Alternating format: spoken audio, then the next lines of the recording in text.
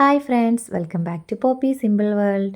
ഇന്ന് നമ്മൾ ചേമ്പിൻ താള് കൊണ്ട് ഒരു പുളിങ്കറിയാണ് തയ്യാറാക്കുന്നത്. അതിനായുള്ള താള് പറിക്കുന്നതിനായിട്ട് ഞാനിവിടെ പറമ്പിലേക്ക് ഇറങ്ങിയതാണ് കേട്ടോ. നമ്മുടെ പറമ്പിൽ ഒത്തിരി താളുണ്ട് കേട്ടോ. ചെറിയ സൈസ് താളല്ല, ഇതുപോലെ വലിയ ടൈപ്പാണ് കേട്ടോ ഉള്ളത്. അപ്പോൾ അതിൽ നിന്ന് നമുക്ക് ആവശ്യമുള്ള 2-3 താള് ഇതുപോലെ ചെറുത് നോക്കി എടുത്തിട്ടുണ്ട്. ഇനി കറിയിലേക്ക് ആവശ്യമായ മുളക് പറിക്കാം കേട്ടോ. ഇത് നല്ല എരിവുള്ള നാടൻ മുളകാണ് കേട്ടോ. അപ്പോൾ അതിൽ നിന്ന് 2 എണ്ണം പറിച്ചെടുത്തിട്ടുണ്ട്. ഇനി താളൊക്കെ നന്നായിട്ട് കഴുകി അതിൻ്റെ തൊലിയൊക്കെ കളഞ്ഞ് ചെറിയ കഷ്ണങ്ങളാക്കി കട്ട് ചെയ്തെടുത്തിട്ടുണ്ട്. ഇനി കറി തയ്യാറാക്കാം. അതിനായിട്ട് ഞാനൊരു മൺചട്ടി അടുപ്പത്ത് വെച്ചിട്ടുണ്ട്.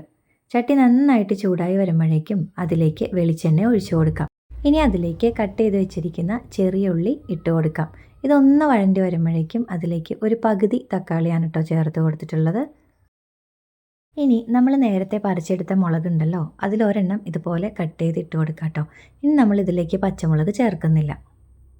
ഇനി ഇതിലേക്ക് 2 അല്ലി വെളുത്തുള്ളി ചതച്ചതും കൂടി ഇട്ട് കൊടുത്തിട്ടുണ്ട്. ഇനി പൊടികൾ ചേർത്ത് കൊടുക്കാം. മഞ്ഞൾപ്പൊടി, ഒരല്പം മല്ലിപ്പൊടി, പിന്നെ മുളക് പൊടി, ഇതും കൂടി ചേർത്ത് നന്നായിട്ടൊന്ന് വഴറ്റിയെടുക്കാം.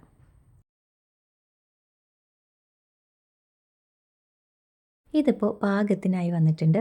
ഇനി നമുക്ക് ഇതിലേക്ക് നമ്മൾ കട്ട് ചെയ്ത് വെച്ചിരിക്കുന്ന താളുണ്ടല്ലോ, അത് ഇട്ട് കൊടുക്കാം കേട്ടോ. ഇനി പാകത്തിന് ഉപ്പും കൂടി ചേർത്ത് നന്നായി ഒന്ന് മിക്സ് ചെയ്ത് കൊടുക്കാം. ഇനി ഇതെല്ലാം കൂടി ഒന്ന് വാടി വരുന്ന ആ ഒരു സമയത്ത് ഇതിലേക്ക് താള് വേവുന്നതിനാവശ്യമായ വെള്ളം ഒഴിച്ചു കൊടുക്കാം കേട്ടോ. ഒരു ഗ്ലാസ് തിളപ്പിച്ച വെള്ളമാണ് കേട്ടോ ചേർത്ത് കൊടുക്കുന്നത്. താളൊക്കെ വളരെ പെട്ടെന്ന് തന്നെ വെന്ത് കിട്ടും കേട്ടോ. അതുകൊണ്ട് ഒത്തിരി വെള്ളം ഒഴിക്കേണ്ട ആവശ്യമില്ല. അതല്ല, ഇതിൽ നിന്ന് തന്നെ വെള്ളം കുറച്ച് ഇറങ്ങും കേട്ടോ. ഇതിലേക്ക് ചേർക്കുന്നതിനായിട്ട് പരിപ്പ് വേവിച്ച് വെച്ചിട്ടുണ്ട് കേട്ടോ. താളൊക്കെ ഒന്ന് വെന്ത് ഉടഞ്ഞു വരുന്ന ആ ഒരു പാകത്തിലാകുമ്പോഴേക്കും നമുക്കതിലേക്ക് പരിപ്പ് ചേർത്ത് കൊടുക്കാം. ഇനി ഇതെല്ലാം കൂടി നന്നായി ഒന്ന് ഇളക്കി യോജിപ്പിക്കാം. ഇനി നമുക്കിതിലേക്ക് പുളിവെള്ളം ചേർത്ത് കൊടുക്കാം.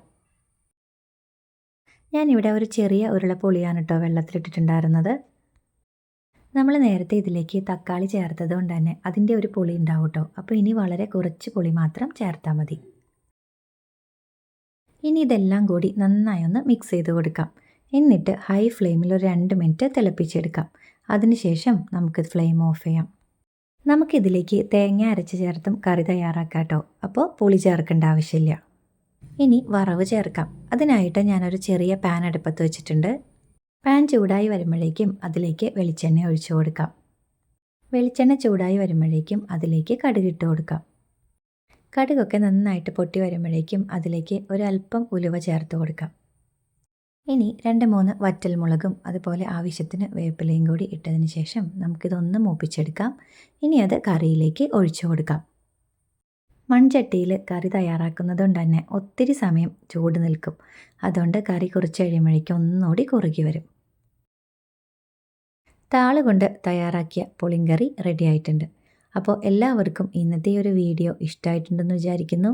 വീഡിയോ ഇഷ്ടമായാൽ ഇതൊന്ന് തയ്യാറാക്കി നോക്കണേ.